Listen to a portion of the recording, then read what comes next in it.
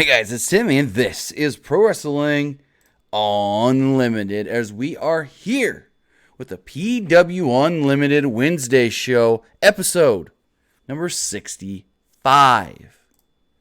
As always, you're here. We're going to talk about everything that went down this week in professional wrestling. So let's get going. I want to say thank you to the people over at What Wrestling. What a stream we had. A lot of great matches went down. I mean, we saw Keith Lee, Danny Burch, Tommy Dreamer, a surprise run-in by Just Incredible and Lance Storm. Man, I loved it. We're going to hopefully try and set it up to do another one possibly next week. So all went well. If you guys really like it, show the support, not just for us, but What Wrestling as well. Because wrestling has a tomorrow. Go check out their Twitter. Go check out their Facebook, their website, their YouTube channel. Go check them out and let them know, hey, I saw you guys on the PW Unlimited channel. Can you guys do more? Because the more you guys ask for it, the more we can do. With that, let's see who's with us in the live chat right now. And remember, we'll be taking your calls tonight as well. So if you want to call in, 559-475-8473 is the phone number, 559-475-8473. Also, we got the text line. So you guys have asked for us to bring that back. I said, sure, why not? We could do the text line, 510-906-1341 if you want to text in your question. Let me pull that up here as we see who's in the live chat. We've got Nicholas Altimore, Marcus Ryan, Lola Cruz. We've got James Taylor, Anthony Manzano. What's going on, everybody? We've got a lot to talk about. But at the same time, we've got enough time to take all of your calls. Welcome to the Alexa Prize. What is going on? University competition to advance AI. I'll get you the 2018 third place winner, Alana. Alexa, stop. Well, that was weird. My Amazon Echo just did another run-in. I think this happened yesterday or the night before as well. Oh, well. Pull up the text line. So if you guys do want to text in as well, if you can't call or your questions for some reason not getting answered in the live chat, it's all good. It's all good. We'll get to it. So, first thing we want to talk about this week before we do go to the phone calls and the text messages is the biggest story of the week. Of course, Roman Reigns. Roman Reigns came back to the WWE this week and let us all know he's in remission. And that's just such great news. I love hearing that Roman Reigns is doing well. I love hearing that Roman can come back. Roman got physical on the show too. So that's really good to see that Roman was able to go out there, hit the Superman punch, hit the spear. I did hear that he felt a little fatigued, but of course, he hasn't wrestled since October. I mean, he may have jumped in a ring here and there since then, but, kick the ring rust off, get back into the groove of things, and we'll see where it goes. We don't know if he's going to have a match at Fastlane or not. We do know that they're trying to figure out what he's going to be able to do for WrestleMania as far as what they want him to do. I mean, I haven't heard any proposed plans for WrestleMania. It looks like they could be going the 6 or even 8-man route for Fastlane as far as we got the Shield together, Dean Ambrose, Seth Rollins, Roman Reigns, and then they can take on the team of Baron Corbin, Bobby Lashley, and Drew McIntyre. If they want, they can throw Elias on the heel side and throw Strowman on the babyface side. Make it an 8-man. Oh. So that would be cool as well. And we'll see where that goes. But again, as far as we know, Roman Reigns, he is scheduled for Raw on Monday. We would assume that he's going to be just back in the swing of things on the show every week. I don't know if he's going to come back on a full-time schedule as far as working 4 days a week, the house shows, and Monday Night Raw. Maybe they ease him back into things. So we'll see how that all does go. Again, we don't know entirely what his schedule is going to be. Excuse me. Maybe he gets a Roman Reigns or a Randy Orton type schedule where he mainly just works television and a couple house shows. Maybe he does the Daniel Bryan thing where Daniel will work because with SmackDown they go Saturday, Sunday, Monday, Tuesday. So maybe he can work and then Daniel Bryan usually works like Monday, Tuesday, a lot of weeks. Sometimes he does the whole weekend, but sometimes he only does the Monday, Tuesday. So maybe Roman can also just do the Sunday, Monday thing. Gets Friday, Saturdays off, whatnot. That would be fine. I mean, thinking about it, yeah, that should be okay. But as far as, Roman coming back, I love it. I think it's great for business. And not just, that was the wrong thing to say. Great for him. Yes, it's good for business. You got Roman Reigns back. But it's great for him to see as far as that he's doing well. I know there's been a lot of skeptics online. I'm not one of them as far as having 3 family members that have fought cancer. My grandmother passed away from it. My aunt is in remission. My cousin is currently dealing with skin cancer right now. So, I've been through it with family members. So I get it. And for all those people, I'm just going to hit this once. For all those people that kept saying, oh, he can't be back this quick. He can't look that good. Why has he got hair? It affects every single person differently. My cousin's going through the chemo for his skin cancer. He's maybe lost 30 pounds in the last, since November. Still got a full head of hair. It affects every single person differently. And there's different forms and stages of it. With my grandmother, they didn't find out that she had it till she was in stage 4. 6 weeks later, she'd passed away. With my aunt, I don't remember how early they found it, but it was early enough to fight it. My cousin, I think he was stage 2. They say he may be able to fight it. So we're hoping for the best. But in Roman's case, we don't know how early on it was. If it was stage 1 with Roman, you can fight that really quickly. Sometimes you can. So that's all I'm going to say about that stuff. We're going to go on. As far as this Monday, Roman is scheduled to be in Philadelphia. And another person scheduled to be in Philadelphia this Monday is Dave Bautista. As we saw at the end of last week's Monday Night Raw, Bautista came back, attacked the old 70-year-old Ric Flair, and then said, hey, Hunter, do I have your attention now? Interesting. So I liked it. It was something that nobody really knew what was going on. They kept that a huge secret. Gabriel Perez, I'm going to talk about what I think they could be doing with Kofi. I don't have knowledge of that, but I'm going to get into that actually next after we talk the Batista thing. So, Batista was brought to the arena. He was hidden. Not many people knew he was there. People that may have saw him didn't know why he was there. Maybe they thought, oh, well, the Ric Flair birthday thing. Okay, cool. But then when he did what he did, that shocked a lot of people. A lot of people didn't know what they were doing. And I liked it because it came out of nowhere. It was just a huge, what the fuck kind of moment. And then you're like, when's Batista coming back? When's Batista gonna, jump on and tell us why he did this? Well, we know why he did this because he said it. He's like, Hunter, do I have your attention now? So also with that, looks like Triple H is going to be cleared in time for WrestleMania. And that's huge as well. So it looks like Triple H is not going to be out the full 8-9 months that we originally thought. He's coming back, November, December, January, February, March, April, less than 5. Well, right around 5-ish, 4.5, 5. That's good news as well. But for Triple H and Batista, I think it could be a really good match. I think it can go well. It's something that both men want, especially Batista. Batista wants to work as a heel, especially after the way the fans just all over him last time. Just shit all over him. So, exactly, Gabriel Perez said it. I hope Batista doesn't get treated like 2014. And if he's going to work as a heel, fans can treat him like they did. They can boo him all they want because he's going to be the heel, and I think that's what he wants.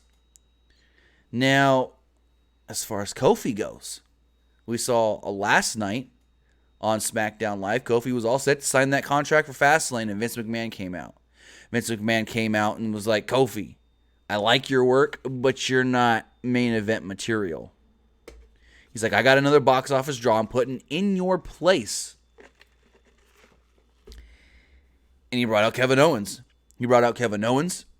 So Kevin Owens is now getting the match at a Fastlane. And we go from there. And my thinking is, I don't have any knowledge on this, but my thinking could be, since the Kevin Owens match was supposed to be the Mania match, maybe they flipped it. Now Kevin Owens is getting Fastlane because Kofi may be getting WrestleMania. But here's my fear. It's not because they like what Kofi's done. They like that Kofi's gotten over. They like Kofi at all. No. I think, and again, I have no inside knowledge on this theory, but I think the reason they could want to put Kofi in the match at Mania is simply the hashtag KofiMania. You put that on shirts. You put that on a hoodie. You put that on a headband. You put that on a unicorn horn. It's going to sell.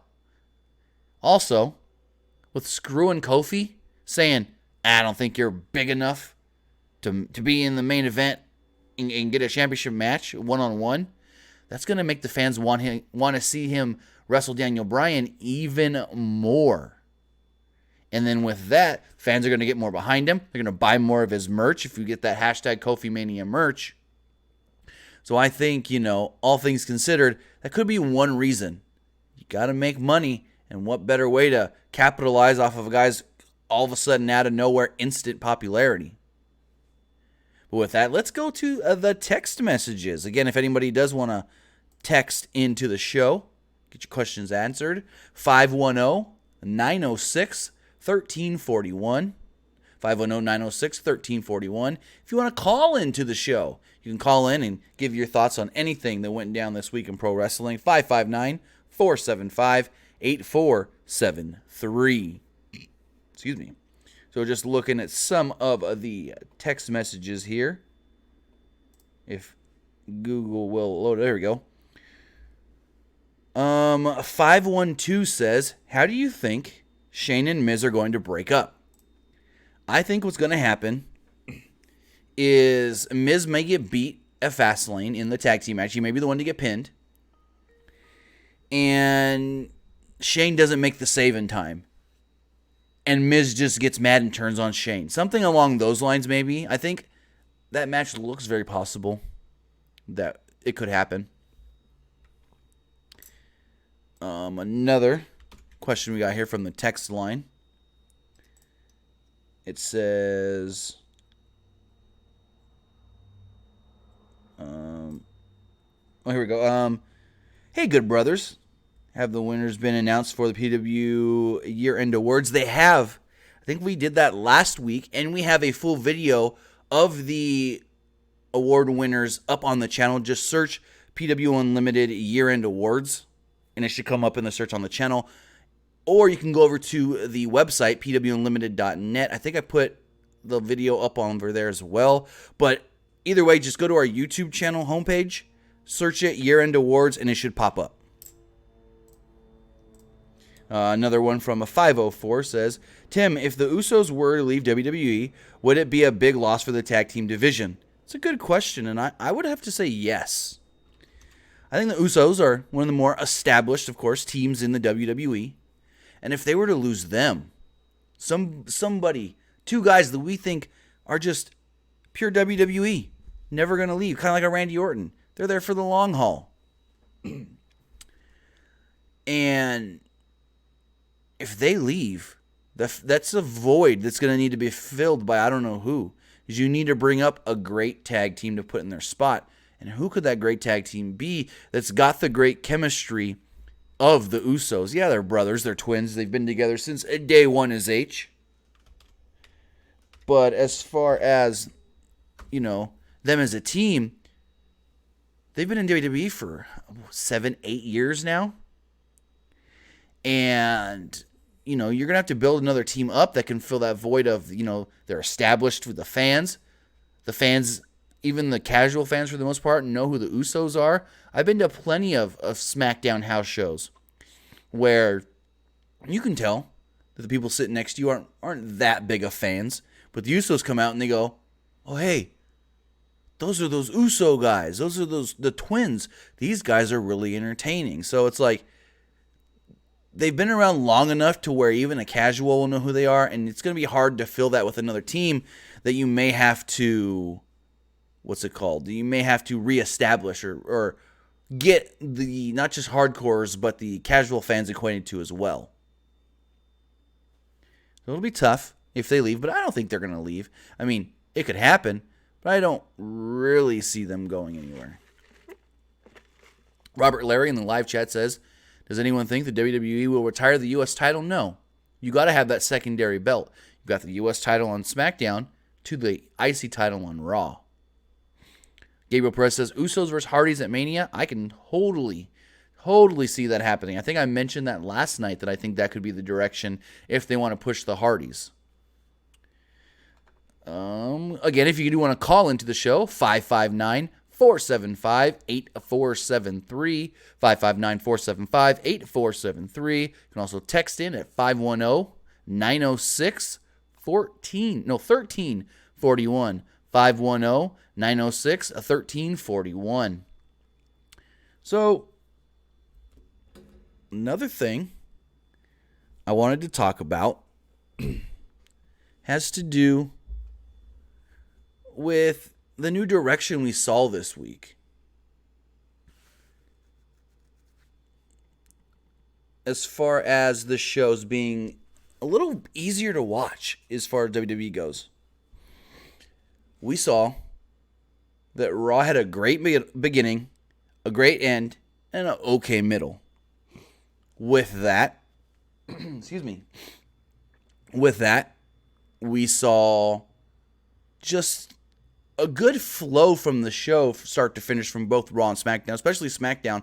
I felt SmackDown was just so easy to watch this week, like, as far as it just kept rolling. Not like, oh, well, this is a filler spot, or I guess we can say that this is really not needed. They just added something in to add it in. But as far as, like I said, with SmackDown this week, there was just a lot of, other than one little hiccup, it was just a lot of, this is flowing really well. There was one spot where they did say, after the break, we're going to hear from the SmackDown Live Tag Team Champions, the Usos. And then they never did anything with the Usos. But other than that, I think SmackDown flowed well. Raw flowed as well as it could for a long 3-hour show. Because, I mean, you really got to think about it. 3 hours of Raw is like a pay-per-view for a lot of these other companies. You know, Ring of Honor, Impact, and whatnot. So, I mean, I know it's an excuse. Oh, well, they're made to do this by USA Network, and it's not easy to book 3 hours and this and that. No, it's not. But at the same time, it's just like, hey, when you got to do what you got to do, you got to do what you got to do. You know what I mean? And it's just like, they do the best. Well, I can't even say that, because they really don't. I mean, you could try to say they do the best of what they've got. They really don't. They could do a whole lot better. But let's see what you guys are saying in the text line. 916 here says, wonder what's going to happen to the celebration of Charlotte Flair's dad's 70th. Oh, sorry, that was from the other day. My bad. Thoughts on John Cena's opponent for Mania? I honestly think it might be Roman Reigns. You know, I never thought that, but I could see that. They want something for Roman. They want somebody that he can go in there and feel comfortable with. He's worked a number of matches with Cena before. Cena would, sell for him a lot. Cena would do what he has to do to put Roman over. I think for Roman to come back and have a singles match, I don't know how they get to this or what storyline they can do, but for Roman to come back and have a big singles match at Mania, I could really see that happening. Let me fantasy book this for a second. It just came to my mind. So, Fastlane happens, this, that, blah, blah, blah. Roman comes out the night after Fastlane, or a week or two after Fastlane, and goes, I'm back. I'm ready to go. But management tells me that I came back too late, and they don't have any plans for me at WrestleMania. So what I'm going to do is I'm going to challenge any one guy in the back to be my opponent for WrestleMania, and I'll wait. So he sits in the ring. This is all fantasy booking. He sits in the ring. We wait and wait. No one comes out. And Roman maybe goes, so no one wants to face me. Is that how it's going to be? All y'all just think that you're better than me and that I'm not worthy of your time in the ring? And he maybe gets offended or something and is like, I just want a match. I just want an opponent. And John Cena can come out. I know they did want John Cena to face Lars Sullivan and put Lars Sullivan over at WrestleMania, but no one knows what's going on with Lars now. So maybe they can do something like that where Roman issues a WrestleMania open challenge and John Cena takes the open challenge. But with that, let's take our first call of the night. Caller on the air, what's going on? Never mind. Call dropped off. Just looking at the chat. Some of you are saying make him have him face Aleister Black. That would be a good match. Really good match. Gabriel Perez says, so what are the plans for Bayley and Sasha Banks at WrestleMania? I don't know. I know there's a lot of people trying to speculate what they would like to see. But I don't know who they can face. Maybe Trish and Lita, just as a nostalgia thing. It's hard to say because there's not really many, if any, really established contender tag teams. But let's take this call. Calling on the air, what's going on? Hi, Tim. How are you? Pretty good, yourself? Yeah, fine. I have a question, actually. Do you think eventually, for some reason, do you think WWE, what's going to happen with WWE in the next few years? Do you think they're going to start buying up all these independent companies in the U.S. and around the world to be able to have a whole bunch of companies in NXT brands in Mexico or in Japan or something? Because I don't think they're gonna buy any companies. They'll partner with companies, as we've seen them do with Evolve, with Progress, and some others in the UK. They'll partner with them, but they're not gonna go and buy other companies. Now, hear me out here, though. We did learn that the companies they're working with, in the UK, they have contracts with those companies, and they have contracts stating that, they could take over those companies. I don't know to what extent. But as far as them buying other companies, completely buying out the companies? Yeah, maybe. But I don't really see them doing that. I know the next market they do want to go into is India. They want to open a performance center up in India. And think about this. They've hired Jeff Jarrett, Sanjay Dutt. Jeff Jarrett and Sanjay Dutt were two of the guys that helped start Ring King in India. They know the Indian wrestling market. They know the people there that WWE would need to work with to get a performance center up over there, to get partnerships in India, to get a brand and I don't know, NXT India going. So having guys like Sanjay Dutt, having guys like Jeff Jarrett that already have relationships with other wrestling, I guess you could say, partners over there, is already one little footstep up in the door. And I have a question. When it comes to, how about setting up a performance center in, Mexico City where AAA and what is it called? AAA and... CMLL? What's the other company? Huh? Yeah, CMLL are in Japan. Do you think the Japan's ever going to happen, or because of New Japan, that's never going to happen? I mean, you can't say, New Japan's... What are you trying to say? New Japan won't let them come to Japan? They can't say that. There's plenty of promotions in Japan other than New Japan Pro Wrestling. There's All Japan, there's Big Japan, there's Noah, just to name a few. So, I mean, eventually maybe they'll go to Japan. Like I said, the next one I have heard is India. We've heard that they are interested in going to Latin America. And then maybe they go to Japan. We've seen them bring in a number of Japanese wrestlers over the last couple of years with Asuka, Nakamura, Kairi Sane, Io Shirai. They have Tozawa. Hideo. Right, they had Hideo, who just got released from the company. So, I mean, they're going to want to eventually... Triple H said it. They want to go everywhere. They want to open a performance center in every country. Or every major country that's got a wrestling fan base. And so Japan just seems Australia inevitable would make a lot eventually. of sense. Pardon? Australia would make a lot of sense. Australia and New Zealand would make a lot of sense. Yeah, you can do As one well. one centralized for both areas.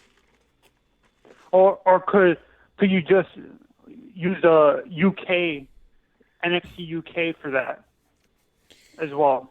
I mean, they do Would have it some. Excuse me, they do have some Australian women and whatnot in the NXT UK brand. But I mean, eventually, if they want to, maybe that'd be way down the line. But eventually, they can go to Australia. We did see with the Super Showdown show last year that they did good numbers with that show as far as attendance wise. So why not? The whole Latin America thing, it makes sense because they have Rey Mysterio and he has a corner, and they can rehire Conan or something, partner up with Conan, because wasn't Conan in WWE as well before he went to TNA and stuff like that? Was he? He was a wrestler years ago, early 90s, and then he went to WCW, but now he's working with Impact and stuff. And I don't know if they would want Conan back, because I actually heard that Conan was helping kind of be like an agent for Rey Mysterio when he was trying to get his new contract from WWE, and WWE kind of was on the fence about all that because they didn't want to have to deal with Conan. So, yeah, Conan's got a great eye for talent, but I don't know if WWE wants to work with Conan, and they don't need to bring him in just to have, the Latin American audience. They've got Andrade, who was huge in CMLL. They've got... How about hiring the Guerreros like Mondo, Mondo and for what? Hector. For what type of a role, though? As a Latin American scout, like for But you like don't Lucha need. Libre and stuff You don't need to have. I mean, you don't have to have a Mexican guy to be a Mexican scout. I mean, look at William Regal. He flies around the world scouting for WWE. But do you think it would be better to? I'm not saying. Do you think it would be better to have someone who's more familiar with the Lucha Libre style, like having like Mondo and Hector there?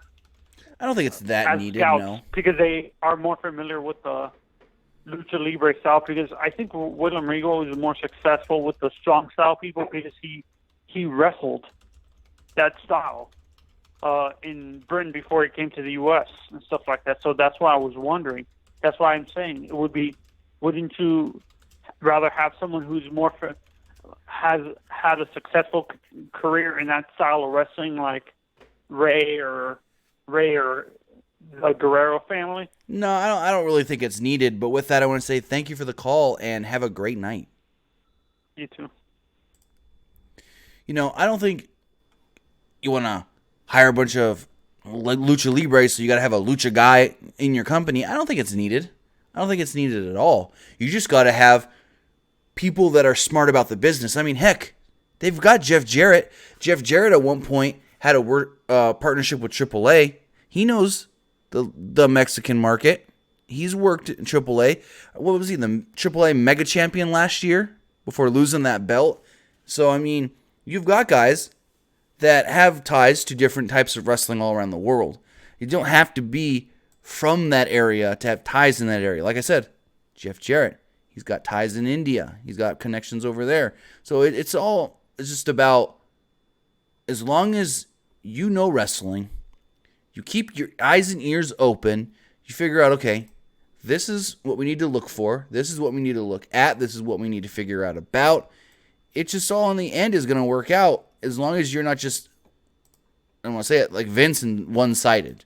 If you're like Triple H and okay, I got to be open-minded about these things. I got to be able to see things that are different than what we're doing and maybe think about doing something similar.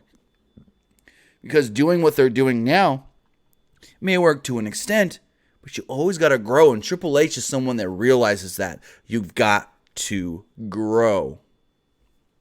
With that, let's check out the text line and see what you guys are saying.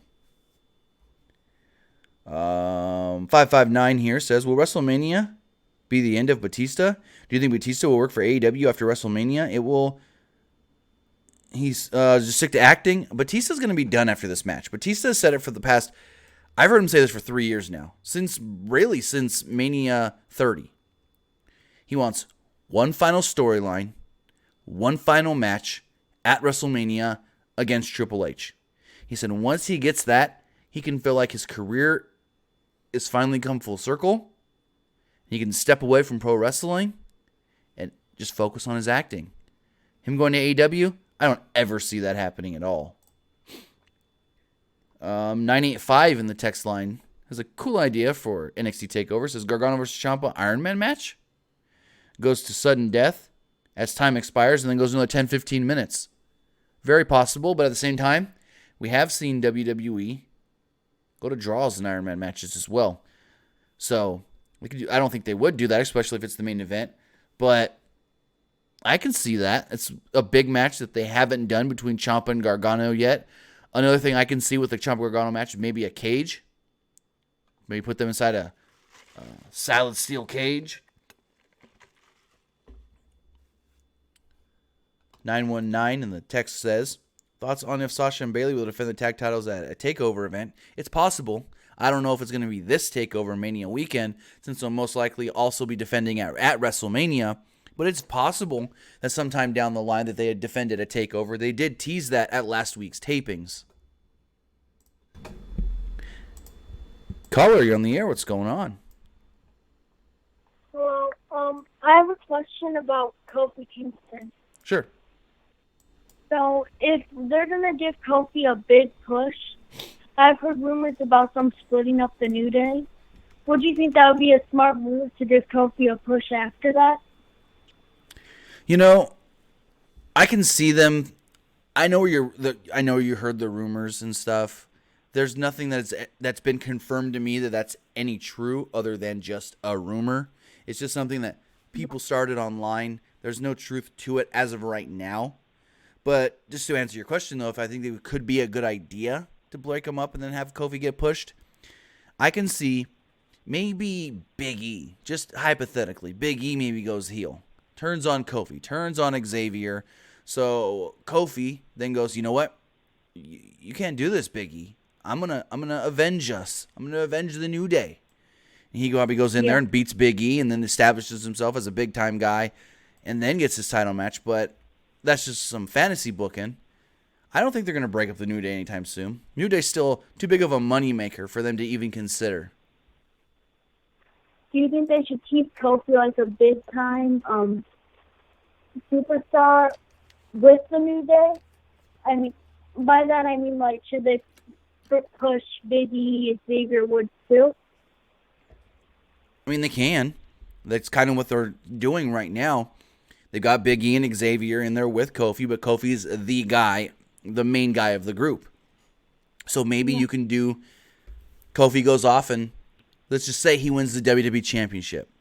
Then you can have Xavier and Big E go and win the SmackDown titles. And it's like, hey, look at New Day. We all got gold. It'd be something cool to see. Yeah. I feel like it would be like fun, like kind of like a Shield kind of thing, like how they had with the Shield but with the New Day. Like Right. that big push where like they all have gold. That would be awesome to see, though. It would be, and I want to say thank you for the call and have a great night. Thank you. Let's take another call. Let's jump right in here. Never mind. I was going to take another call, and the call dropped off. Got it too late. So, I mean, with this Kofi push, I kind of talked about it a little bit earlier. I think, there's a little bit of a motive there to try and make money off of the hashtag KofiMania. I can totally see them go that route. We go to say you go to WrestleMania, you go to the Superstore, whole wall KofiMania. I can see it for sure, but let's take a call.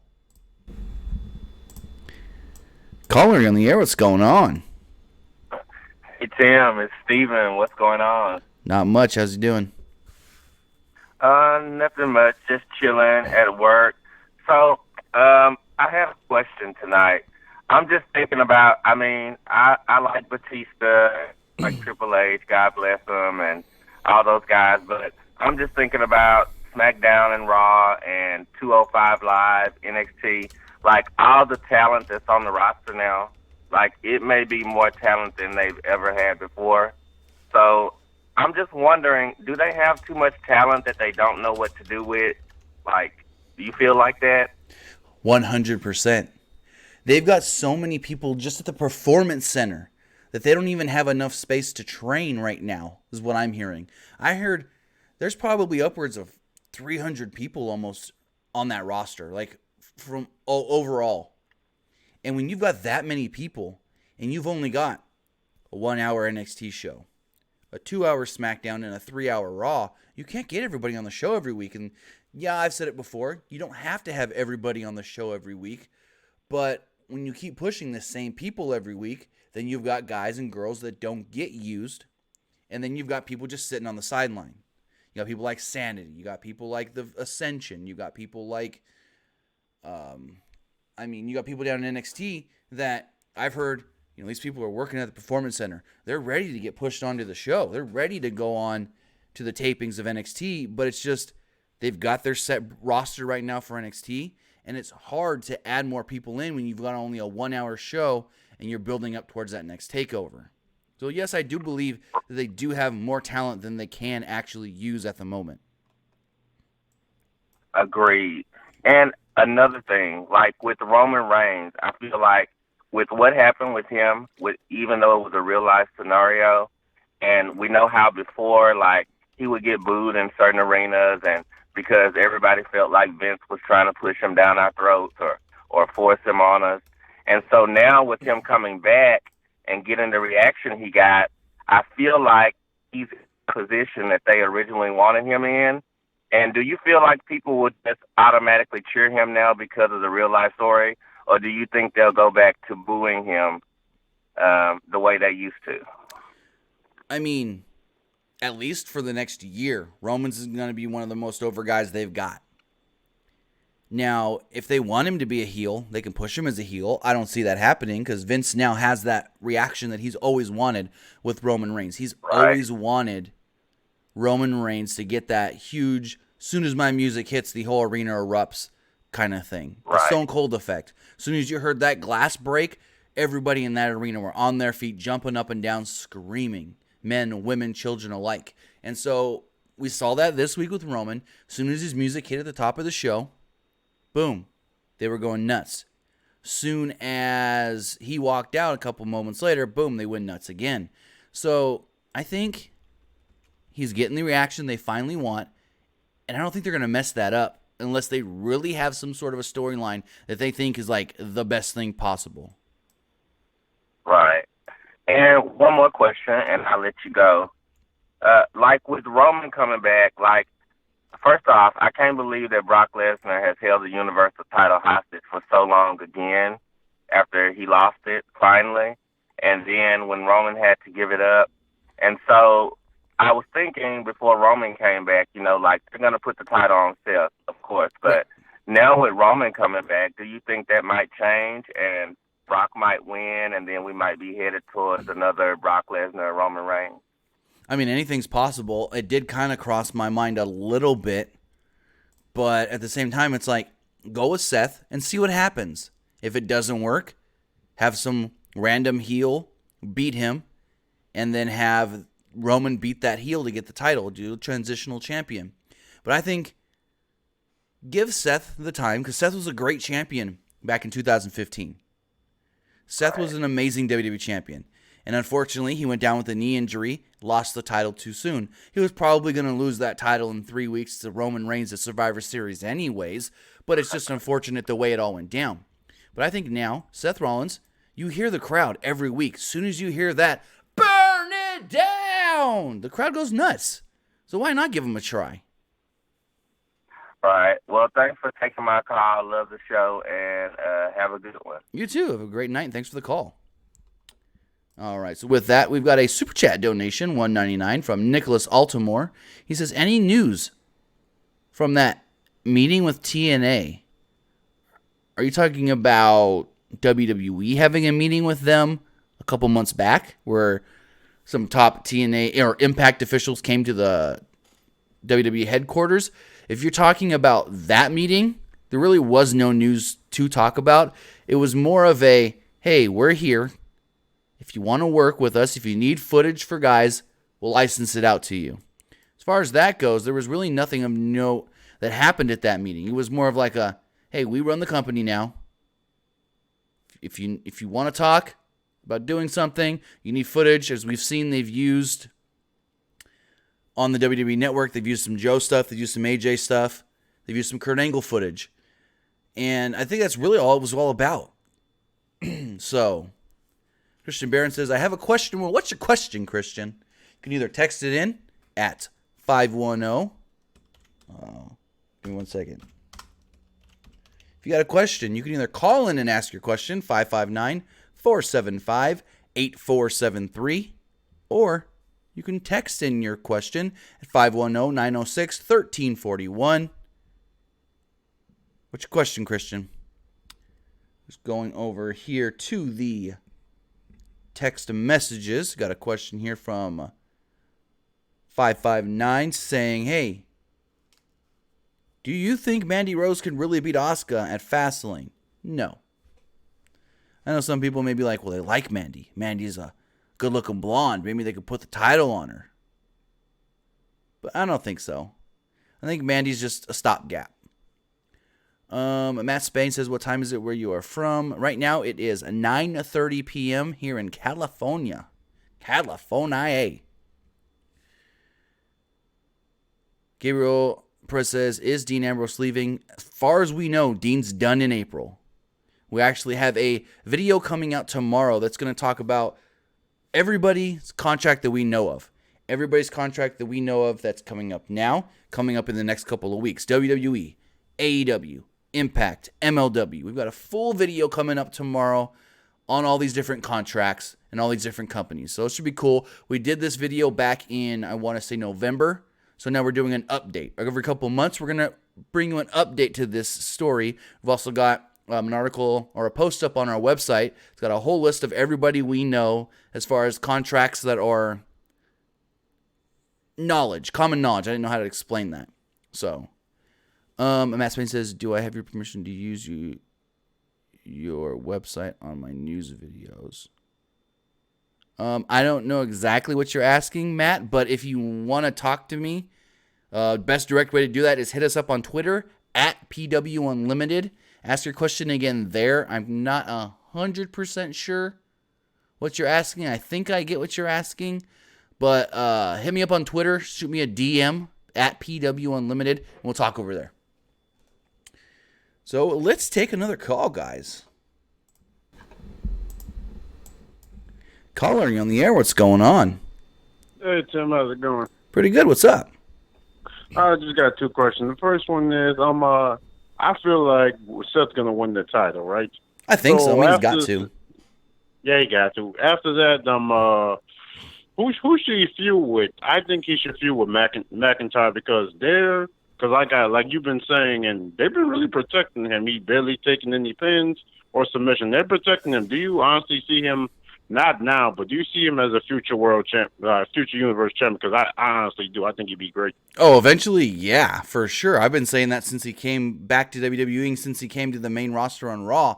I was like, this is the kind of guy that Vince McMahon looks at and goes, that's a pro wrestler. That's what a pro wrestler should look like. That's like he's almost like the perfect Vince type. You know what I'm saying? And I feel that. Yeah, and I mean, he's got everything. He's great on the mic. He's got the body. He's got the in-ring down. And we've seen from the time when he was in WWE as 3MB, got released, went outside of WWE, worked on himself. Got jacked. Yeah, worked on himself, worked on his body, worked on his craft, and just got that much better. WWE was like, well, maybe we should give this guy another chance. And now he's there, and it's kind of like they gave him a shot. Now they're kind of not using him that well, but also they're not using him in a bad way as far as making him look bad. They're always, like you said, protecting him. Yeah, he's in this weird Baron Corbin stable thing, whatever you want to call it, but it's not like he's there to take the pins and stuff like Dolph was. He's there to look good, be the muscle, and do what he's got to do. So, yeah, I agree with you saying how he's pretty much protected or seems protected. And I do think that eventually he should have that championship. I feel it because I remember on the YouTube watching his last match on the Indies. Ironically, it was against one of his good friends, Cody Rhodes, and he said after the match, "I promise to be the first Irish-born heavyweight champ." I believe him. I believe it's going to happen. Whoa. You're talking about McIntyre? He's Scottish. Yeah, McIntyre. Like his last match on the Indies was against Cody Rhodes. It was like a couple of years ago. Right. You said Irish-born. He's Scottish. Oh yeah, Scottish. My bad. I forgot. I was going to be the first. I was going to say, wait. He said I'm going to be the first Scottish-born world heavyweight champion. I believe him though. I was confused there because Finn was the first Irish-born, but no. I think. Yeah, my bad. No, it's all good. I think he should be the champion. I mean, give the belt to Seth. Let Seth hold it to SummerSlam, and have McIntyre beat him at SummerSlam. I feel like my last thing. I always want to do this. I'm about to embrace my Scorpio Sky real quick. This is the best damn wrestling podcast ever. That's all I got for you, bro. Thanks for taking my call. Appreciate that, bud. Thanks for taking my call, Tim. See you. Thanks for the call. Have a great night. All right. What a guy. I always love getting calls from him. But McIntyre, I've said it since he came to the main roster. Since he showed back up in NXT, I'm like, this guy needs to be the champion. This guy, he's just got it all. Well, we used to always say, Randy Orton's the prototypical WWE superstar. You want to have a model WWE superstar, you look at Randy Orton. Great on the mic, great in the ring. Overall presence is just there. Well, McIntyre, he's right there as well. McIntyre's got that. He's got it all. Well, Legend Steeler fan, you're right. Sheamus was the first Irish-born WWE champion. Finn was the first Irish-born Universal champion. Hell, he was the first Universal champion, period. To be honest. You're right. You guys are right. Sometimes you forget that Sheamus was the top guy at one point with the way they've used him lately or over the last couple of years. Yair Vasquez. I have no clue what's going on with Lars Sullivan. Unfortunately, nobody knows. Nobody. Let's take one final call here. Caller on the air. What's going on? Tim, how's it going? Pretty good. Yourself? Very well. So I tuned in late. Did you talk anything about New Japan on the pod so far? Not yet. I was actually going to end the podcast talking about the brackets for the New Japan Cup. Okay. What did you think of last weekend shows? Did you catch them at all? I saw one of them, and I thought it was a pretty good show. I saw the Jeff Cobb-Goto match. It was really good. Ooh, yes, it was. Yes, it was. Did you at least catch the Iizuka retirement match? No, I did not. Oh, it was quite something. I mean, it was your standard 6-man tag. Right, Tenzan Iizuka. Yeah, okay. Do you think now that Taichi has the Iron Finger, does he use it and actually win a title? Maybe revisits that IC title match with Naito? Or the never openweight title? Do you think he gets a little bit of a rub this year? I mean, maybe just because of that. You know, you said he's got the Iron Finger and everything. But at the same time, it's like they tried to push him once already with that, you know, around the IC title stuff. And it really didn't work. He didn't get over. The fans just didn't care. Because he's just, I don't know what it is. It's kind of like if, to say in WWE, if they were to try to do that with Kurt Hawkins. It's somebody that the fans would like, that's cute. Oh. I don't know if he's Kurt Hawkins level, but as far as like how much the fans care about him, a little bit. Yeah. Yeah, like I see him as like one of those big Final Fantasy villains that could really do something with it's kind of a shame that he only held the never openweight belt for like a month. Maybe he can get that back if Ospreay were to like move up into the Intercontinental Championship picture. I can see that. It'd be nice to see him. It'd be nice to see him win because he's still a good character. He's like a good heel that just pisses people off, and it's nice. Oh yeah, for sure. That's just sort of his thing. No, the never openweight title could be the never openweight title could be a good spot for him actually. Yeah, because he had it, and it was just unfortunate that I forget what the circumstances were, but he just didn't really get a lengthy run with it. I think. Right. Yeah, he was supposed to defend against Ospreay, and then Ospreay got hurt too soon. So. Right. Yeah. Yeah, that's a shame. With Iizuka gone now, I guess Suzuki Gun will be adding someone this year. Maybe Kenta. I don't know what your thoughts on that are, but I don't know. I don't think they really need to. They could, but I don't know if it's really that needed. Yeah, it'd be interesting. It'd be interesting to say the least. I guess you'll talk about your predictions of the New Japan Cup winner, but just the fact that Naito versus Ibushi's in the first round. Oh, that match is going to be that's something you could end the cup on, but yeah, it's going to be a wild weekend going ahead. I have a prediction on who I think's going to make the finals, which I'm actually going to get on soon, but. You know, having that match in the opening round, it's kind of just like, we want to get you guys interested quick. Yeah, no, it's the way to do it. It's going to be the main event of whatever night that that sells. Did they at least like break down the what matches are happening on what days, or is that still to be determined? For the first round, yes, I have all that. Okay, cool. I want to ask something like along those lines. Then I forgot what I was trying to get to. I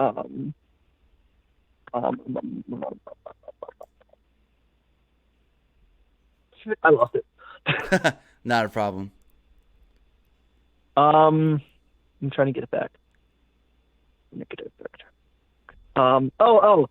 Do you know of any sites that are going to do like a bracket challenge similar to like March Madness? Because I'd really like to do some brackets for that. For the New Japan Cup?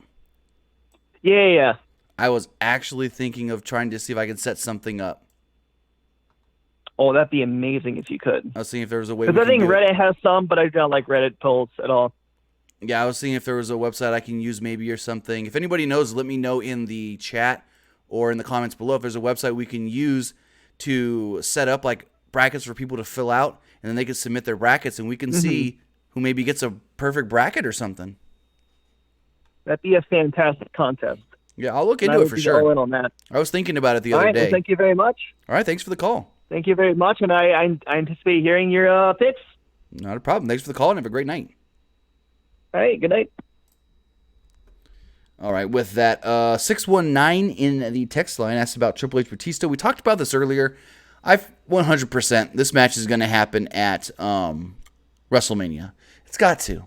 I mean, Batista wouldn't show up for nothing. Matt Spain, I got your DM. I will message you back once we're done with the live show. But that caller jumped the gun. I was going to end this live stream. Well, the last thing I talked about, maybe take a couple more calls. I want to talk about the first round of the New Japan Cup. We do know that the New Japan Cup winner will take on Jay White at G1 Supercard in Madison Square Garden for the IWGP Heavyweight Championship. Now, as far as the bracket goes, we do know who's wrestling who in the first round. We know the first round will take place on March 8th, March 9th, March 10th, and March 11th. So with that, also, in case you guys haven't heard, former TM61 tag team member Nick Miller, now going by the name Mad Mikey Nicholas, has joined New Japan, has joined the Chaos Group, and is going to be in the New Japan Cup. So as we run down, on the first night, March 8th, we have Nagata taking on Ishii. We have Chase Owens taking on Juice Robinson. Hanma taking on Taichi. and Nakanishi taking on Yoshihashi. On the second night, we have Toa Hanare taking on Lance Archer, Will Ospreay and Bad Luck Fale, Okada versus Michael Elgin, and Mickey Nicholas versus Hikuleo. If you're unaware of Hikuleo, that is the brother of Tamatonga and Tangaloa. Night 3, March 10th, we have Hiroshi Tenzan taking on David Finlay. No, Hiroshi. I always say his name wrong. It's not Hiroshi. It's Hiroshi. It's basically Hiroshi. I always get that mixed up. Hiroshi Tenzan taking on David Finlay. Hiroshi Tanahashi taking on Shota Umino. We've got Evil taking on Zack Sabre Jr. And we've got Kota Ibushi taking on Tetsuya Naito. Final night of the first round. We've got Toru Yano taking on Davey Boy Smith. Could be a tough one for old Davey Boy. Because him and Yano, that's just polar opposites. Complete different sides of the spectrum. We've got Kojima taking on Suzuki. We've got Goto and Sonata, which should be a really good match. And then we've got Colt Cabana taking on Togi Makabe, rounding out round 1. Now, I don't know exactly how you get here, who beats who beats what, but I think, all things considered, the New Japan Cup it's going to be a 32-man bracket. It's going to start on March 8th. It's going to end on March 24th. And I think the finals, if the brackets are set up this way, could come down to Okada and Kota Ibushi. Just think about that. In the finals, with a shot at the IWGP Heavyweight Championship on the line, you got Okada versus Ibushi. That match could be great. Overall, if I'm giving my prediction for the actual New Japan Cup, who I think is going to go on to MSG and challenge Jay White, Okada is going to win the whole thing. And then, I predict that Okada comes out of MSG, the IWGP Heavyweight Champion. I mean, think about it. You had Jay White beat Okada at Wrestle Kingdom. Excuse me. So, with that, Okada's got to win. Okada's got to come out here and get his victory back. And what better way to do it than with the IWGP Heavyweight Championship on the line?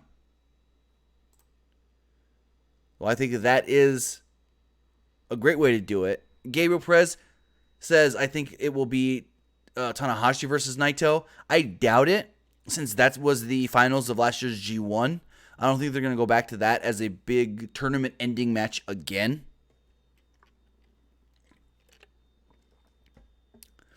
Christian Barron says, who is the Invisible Man? Tim, I saw it on your channel. Is it a WWE wrestler? It was somebody that Joey Janela, and it's a character for Game Changer Wrestling. It's not a real wrestler. It's a joke thing. It's a gimmick thing that they do. They pretend that there's a quote-unquote invisible wrestler. And it's just a way to promote a show. They do the silly, wacky stuff. It's the silly, wacky stuff. But with all things considered, I do think the finals could come down to Ibushi Okada. Okada coming out victorious. Okada going to G1 Supercard, taking on Jay White for the title, and coming out the new IWGP Heavyweight Champion. That's my opinion. That's what I think could happen. We'll see. We'll see if that is how it does go down. But with that, we got no more calls. We got no more text messages. So, we'll wrap it up here. I'm going to say thank you guys for joining me live tonight. Also, what did you guys think of the What Wrestling that aired before we went live here with the podcast? Let me know what you guys thought. If you guys like it, if you guys want to see more Wrestling Has It Tomorrow, then head over to the What Wrestling Twitter or Facebook or even YouTube channel and let them know that you want to see more of them. Come here to the PWUnlimited YouTube channel. We can get some more great matches. I mean, tonight we saw Keith Lee take on Danny Burch. We saw a great tag team match with JT Dunn, with Jimmy Jacobs, Tommy Dreamer, run-ins by Justin Credible and Lance Storm. So, whew. The live stream of what was really good tonight. If you guys haven't seen it, you can check it out right here on the channel and let us know what you think.